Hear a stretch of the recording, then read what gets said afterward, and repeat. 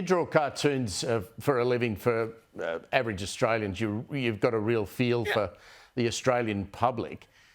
Yeah. What's your feeling about whether they are going to embrace these vehicles or not? I know the price entry point has been the problem at the moment so far, but they will get cheaper. But do you think outside of, you know, the trendy inner suburbs of Melbourne and Sydney and Brisbane and certainly Canberra, that people will really take to these things or not?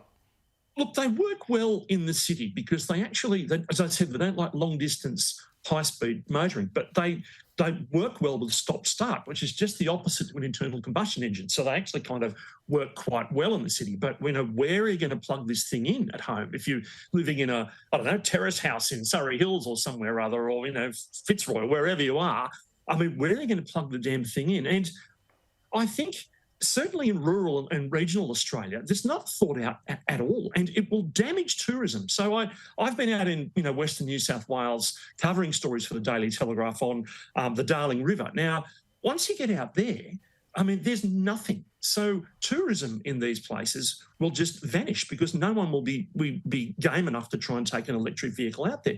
We went out there with a four-wheel drive Prado and discovered the place was in flood and then had to have a 270-kilometre detour to get round to this place called Tilpa. Now, you couldn't do that in an electric car. So, and once it sort of runs out of juice, it goes into limp mode for a bit. And then once it runs out of limp mode, I hope your mobile phone has a charge because it's a tilt tray to get you wherever you need to go from there.